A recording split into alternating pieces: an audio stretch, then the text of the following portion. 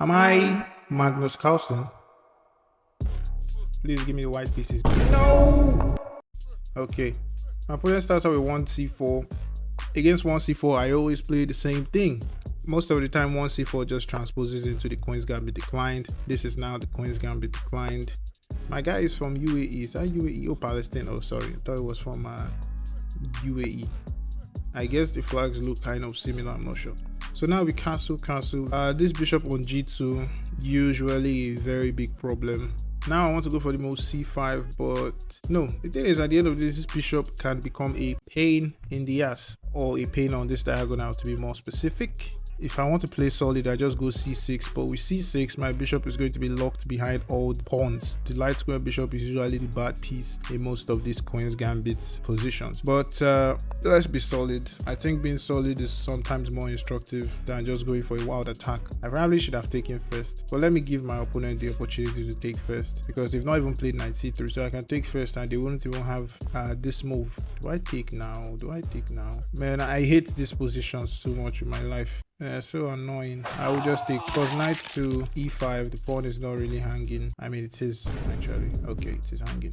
Oh, nice. Anyway, the goal is not to hang on to the pawn, but to use the time white is spending to recover the pawn to do something else. Let me play this first of all. I think this is actually a very useful move, because now if white takes, I just recapture, and if they take my pawn on c4, I can take the pawn on e5. Wow. So probably they're not even going to win back their pawn.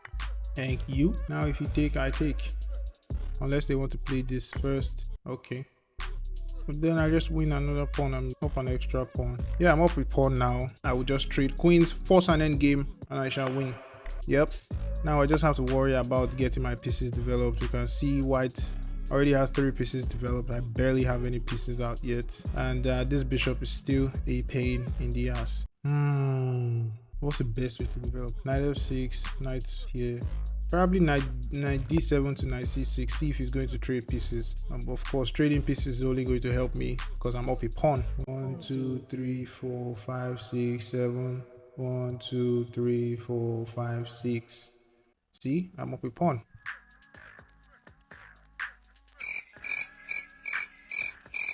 A few moments later. It's a goal to make me fall asleep so I can lose on time. Anyway, my opponent is thinking, if I want a fast game, I shouldn't be playing rapid. So we shall let them think. I probably want to do this actually. I don't know, man. It just seems like my light square bishop is never getting out. What? If I go like this, white doesn't have knight d6, although they still do. And I don't even think I want to capture the knight, because then the rook comes here. So do I just take... Man, what is going on here? I'm thinking of actually giving up the bishop pair, but let me hang on to the bishop pair for a little longer. At least now I can play this and actually bring a piece to the d file, since my bishop already covers the d8 square. So pretty useful move. So my opponent is planning to double up on the d file. Now do I go like this? I probably want to go like this. See if my opponent trades knights, because that would only help me open the a file. At least my rook can develop this way. It's just that this bishop is cursed. Okay, I don't really know what that move does. I don't think it actually even does anything. How about yeah, let me just go like this. Cover the d file, threaten to win a pawn with knight takes c3 and this. Yep, I can actually just win a pawn now.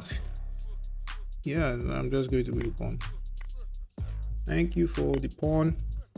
Oh, I'm even winning a knight too. Oh, how cute.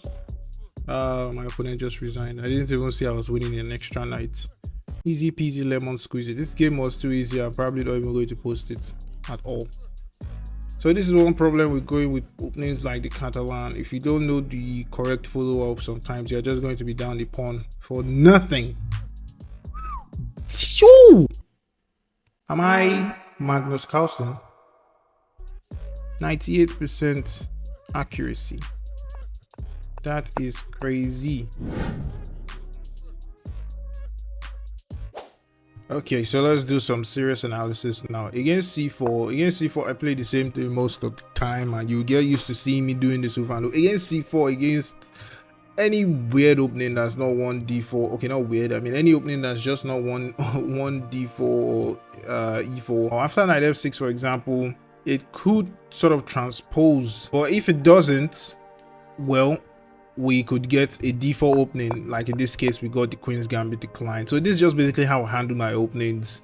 I just study a few openings and try to bend the game in ways that I can end up getting those same openings somehow, or similar structures. Then I just manage and, try to play with common sense.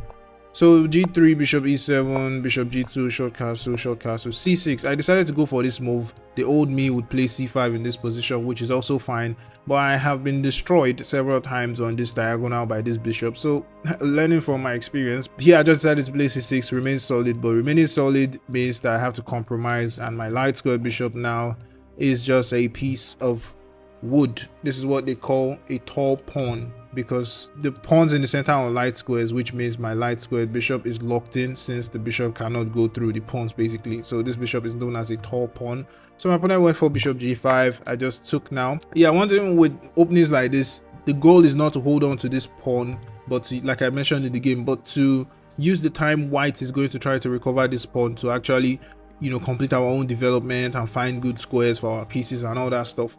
But yeah, my opponent went for bishop g5. I don't even understand what this move does. I guess it's a move. It has been played in one game according to the Masters database, so it's not a very popular move. Anyway, knight e5 was played and I just played h6. This bishop retreat. There are not too many good squares. d2 is not a nice square because then the bishop just drops immediately. The bishop on e3 kind of looks it doesn't look very nice there, to say the least. But white should still be fine, just that those moves kind of don't make sense. As you can see from here, black is already better because now I just played h6. I got a free tempo to create loot for my king here. So yeah, bishop e3, not a losing move, but also not the greatest. So bishop c1 is the best move recommended by the engine, just taking the bishop back to the home square. But again, what was the point? Now I just got a free tempo to create loot for my king, like I already said. So in future, I wouldn't really have back rank problems. But after h6, my opponent decided to take the bishop and win back the pawn immediately on c4, except for the fact that they weren't winning back any pawn, since I just won back the pawn on d4 and I'm still up a pawn. But what's going on? Up a pawn. So after queen takes d4, my opponent took the pawn. My opponent didn't really make losing mistakes. It's just that one blunder that happened and they lost the game. So here I'm up a pawn, but white has compensation in form of piece activity. White has 3 pieces out. I only have my dark square bishop out. I don't even have any idea how I'm going to get this knight and this bishop out, because this bishop is still killing it on this diagonal. So here I had to figure things out. So I just continued with knight d7. My opponent continued with rook fd1. I was concerned about this dark square, so I was thinking of retreating the bishop to the c5 square to cover this place, but I just figured bishop f6 would be better, since I can play rook to d8 in future and fight for the d file.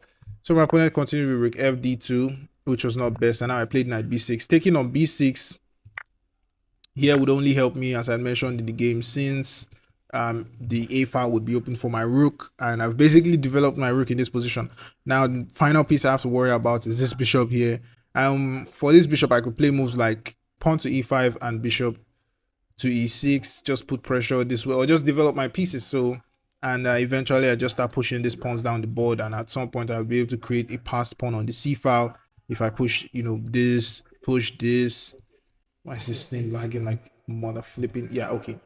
I get the pawns to these 2 squares basically, and I push this one and create a passed pawn on the c file after takes and takes. Yes.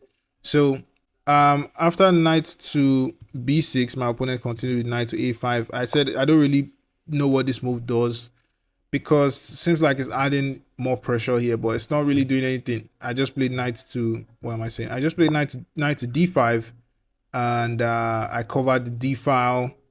I'm also covering this diagonal somehow physically, and my opponent failed to see the threat that I was actually also threatening knight takes c3 and bishop takes c3, winning a piece, and they just made this one move blunder, and the game was basically over, because after I took on c3, the rook is hanging, the knight is hanging, but most importantly, the rook cannot move to any square from where it would still protect the knight.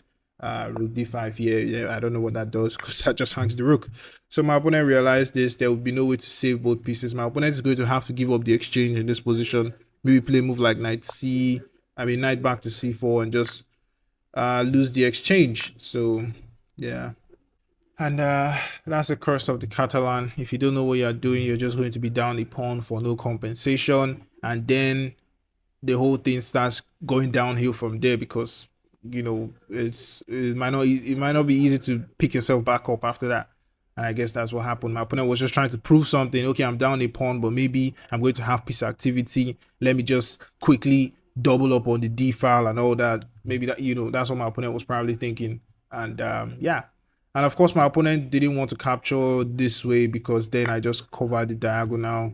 Maybe I probably should just take like this, so I would have b6 and then develop my bishop somehow, maybe to the b7 square on this diagonal, or to a6, or to all that. So yeah, see you in the next episode. Thanks for watching.